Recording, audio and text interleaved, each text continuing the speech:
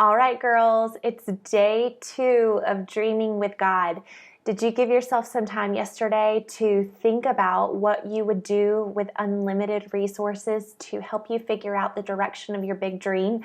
I hope that you did. I hope that you wrote it down in your journal because I want you to go back to it over and over and over again over the next few months and just take little steps every day to pursue that dream that you've written down.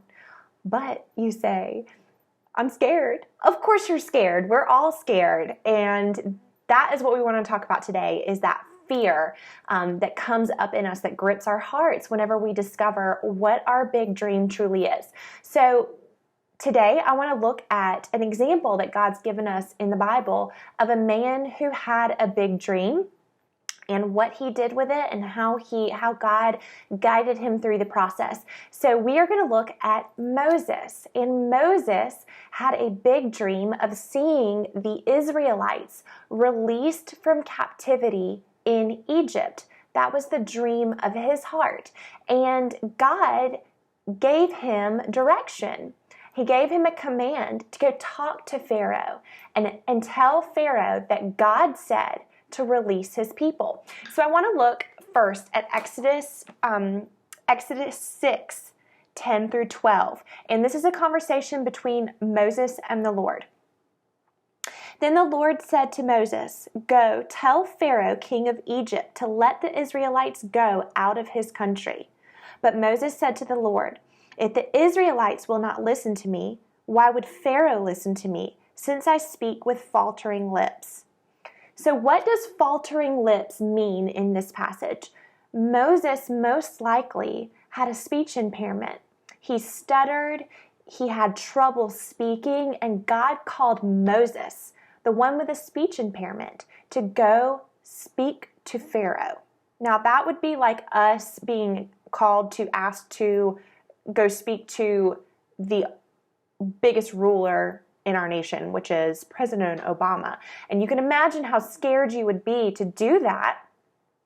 But Moses had an extra layer of fear because he actually had trouble speaking. So I can't even imagine what he was facing at that time, but I kind of can't imagine it because it's kind of the way I feel when I think about my big dream and pursuing my big dream. So let's move back to Exodus 4, 10 through 12. Moses, this is prior to the verse I just read, but you'll hear the same thing again. Moses said to the Lord, "O Lord, I have never been eloquent, neither in the past nor since you have spoken to your servant. I am slow of speech and tongue." And this is what I want you to pay attention to. Now the Lord said to him, "Who gave man his mouth?" Who gave man his mouth? So you see that we think that pursuing our big dream rests solely on our own shoulders. But the truth of the matter is that it is a co-laboring, a partnership between God giving you the dream, you accepting the commission, and then you moving forward in your big dream with God, who, being indwelled in you as a believer, Christ, his manifest presence, his spirit living inside you, he has given you the power to execute the big dream that he has put into your heart and into your spirit. So you will not be alone. You are able because Christ is in you. I can't wait to hear about your big dreams. And if I can pray for you and lift up your name to the Lord regarding your big dream, I would love to. So if you feel comfortable commenting below, you don't have to tell me what your big dream is. You can just say, "Pray for me." Or you can send me a message and tell me what your big dream is. And sometimes there is tremendous power in just getting it out there, speaking it into existence, and trusting that the Lord is just going to open up the path for you and that you're going to be able to walk it and succeed in Him.